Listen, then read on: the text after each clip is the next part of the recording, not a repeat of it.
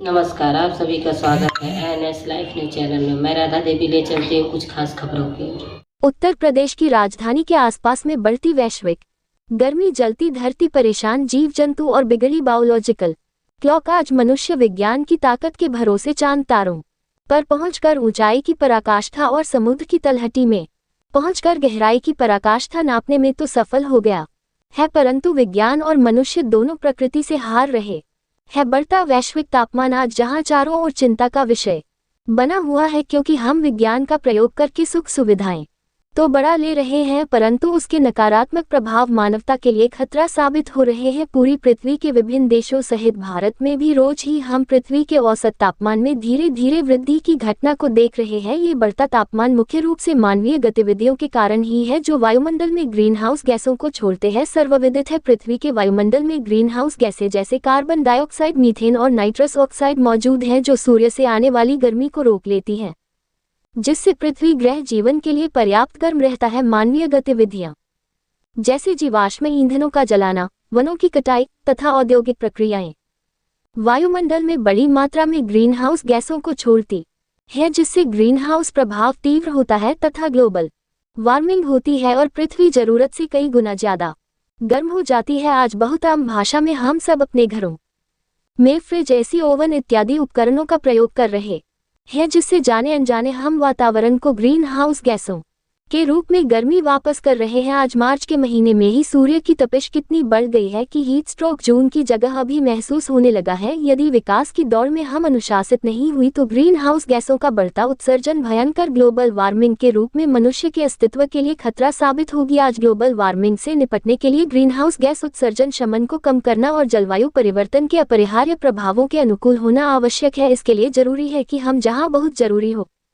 वही ऐसे अत्याधुनिक उपकरणों का प्रयोग करें। निश्चित रूप से मुश्किल जरूर है। बिना एस बड़ी ई के ऑफिस, बिना एस बड़ी ई बसों के और कारों के परिवहन आज की बढ़ती गर्मी में शायद नामुमकिन होता जा रहा है। हाँ, पर यह जरूर हो सकता है कि जब बहुत आवश्यकता हो तो हम सामूहिक रूप से उपकरणों का उपयोग करें, ताकि बढ़ी हुई गर्मी में ठंडक का लाभ ज्यादा से ज्यादा लोगों को मिल सके और वातावरण में हम गर्म गैसों और हानिकारक चीजों को कम उत्सर्जित कर सके। इलेक्ट्रॉनिक और औद्योगिकरण के युग में ग्लोबल वार्मिंग से बचने का एक ही उपाय है कि हम नवीकरणीय ऊर्जा स्रोतों की ओर संक्रमण करें। ऊर्जा दक्षता में सुधार तथा टिकाऊ भूमि प्रबंधन प्रथाओं को बढ़ाया जाए। जलवायु परिवर्तन के प्रभावों से निपटने के लिए रणनीति विकसित करना, जैसे बाढ़ सुरक्षा का निर्माण, जल प्रबंधन में सुधार तथा सूखा प्रतिरोधी फसलें विकसित करने की महती आवश्यकता है। यदि विकास के रथ का पहिया कुछ थम के ना चला तो वह दिन दूर नहीं जब वैश्विक तापमान में वृद्धि से विभिन्न प्रकार के पर्यावरणीय और सामाजिक प्रभाव उत्पन्न हो सकते हैं। चरम मौसम घटनाएं, गर्म लहरों के थपेड़े, सूखे, बाढ़ और तूफानों की आवृत्ति और तीव्रता में वृद्धि लगातार दिख रही है।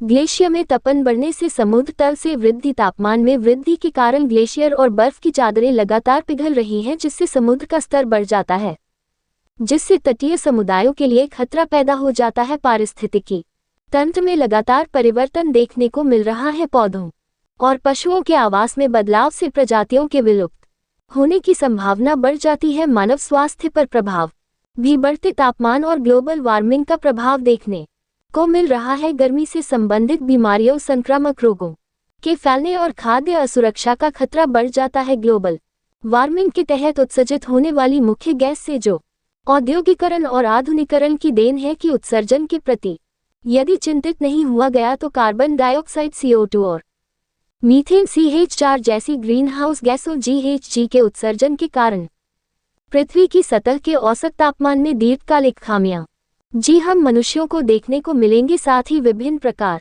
की नई बीमारियां, अवसाद, चिंता और हीट स्ट्रोक के कारण पृथ्वी में उपस्थित जीव जंतुओं के अस्तित्व के लिए भारी खतरा निर्मित करेंगे। अंतरिक्ष में जाने वाली ऊष्मा ग्रीन हाउस गैसों के प्रभाव से वापस नहीं जा पाती और वह लगातार पृथ्वी के वातावरण को गर्म करने लगती है, जैसे कि प्रेशर कुकर।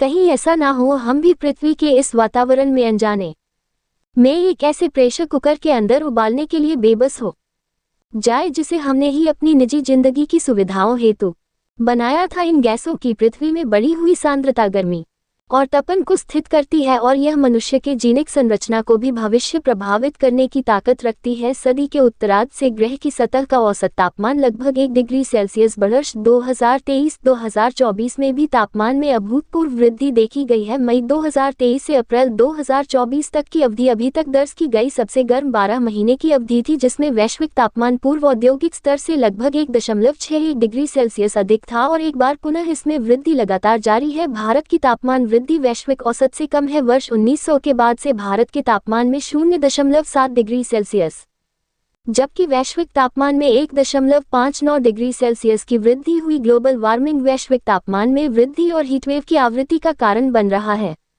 भारत में हीटवेव आमतौर पर मार्च से जून तक आती है और कुछ असाधारण परिस्थितियों में जुलाई तक भी जारी रहती है, परंतु इस वर्ष अत्यधिक गर्मी और स्टॉक मार्च से ही महसूस की जाने लगी है। देश के उत्तरी भागों में प्रतिवर्ष औसतन 5-6 बार हीटवेव आती है। जंगलों में रहने वाले जानवर भी गर्मी और पानी की कमी से मृतप्राय होते जा रहे हैं। जैव विविधता में विभिन्न पायदान में पाए जाने वाले जीव जंतु खत्म होने के कगार में आ गए हैं। भारत में हीटवेव अधिक गंभीर होती जा रही है, यहाँ तक कि यह फरवरी में भी जारी रहती है, जबकि सर्दियों का महीना ऐसा होता है जिसके लिए हीटवेव की सीमा निर्धारित नहीं की गई है। पृथ्वी की सतह पर औसतन तापमान का बढ़ना ग्लोबल वार्मिंग मुख्य रूप से मानव प्रेरक कारकों के कारण होता है। आधुनिकीकरण के नाम पर अंधाधुंध वनों की कटाई हो रही है।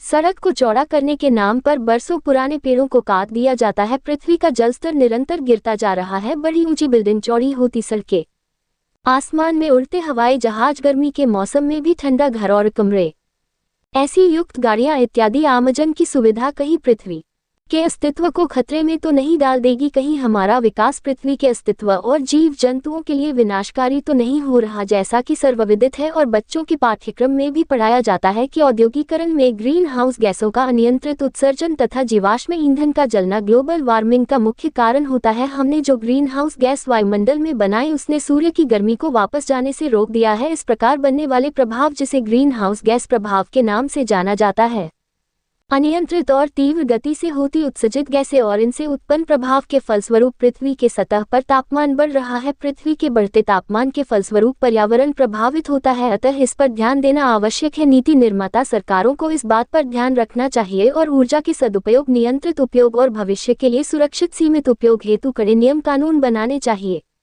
शहरों में किसी घर में प्रत्येक कमरे में उतनी ही एस बड़ी ही जितने लोग हैं उतनी ही गाड़ियां, बड़े बड़े मॉल में सेंट्रलाइज्ड एस बड़ी, बड़े बड़े दफ्तरों में बड़े एयर कंडीशन लगे हुए हैं जिससे उत्सर्जित होने वाली गैस है हमारी आज की सुविधाओं के लिए नितांत आवश्यक होती जा रही है, तो वही कल के अंधेरे भविष्य की खाई में धकेलने के लिए पर्याप्त है। अक्सर हम कुछ वर्षों से लोगों के बीच अनिद्रा, डिप्रेशन, कम उम्र के बच्चों में heart attack, liver kidney failure जैसी समस्या देख रहे हैं और इन सब का सीधा कारण बढ़ते तापमान के कारण मनुष्य के बायोलॉजिकल क्लॉक का डिस्टर्ब होना, मनुष्य के संवेदनशील अंगों का प्रतिक्रिया देना ही है। अतः हम सब मनुष्यों को पृथ्वी के अस्तित्व की रक्षा हेतु एकजुट होना होगा। औद्योगिकरण, वैश्वीकरण के इस युग में वापस प्रकृति की ओर लौटते हुए मशीनीकरण और सुविधा युक्त जीवन शैली में कुछ लगाम लगानी होगी। आप खुद मनन करें, पृथ्वी के तापमान को बढ़ाने में आपका क्या योगदान है और यदि है तो उसे किस प्रकार रोका जा सकता है, क्योंकि यह पृथ्वी हम सब की है और आपका जीवन इस पृथ्वी के लिए बहुत ही मूल्यवान है। रिपोर्टिंग विशेष रिपोर्टर रीना त्रिपाठी की।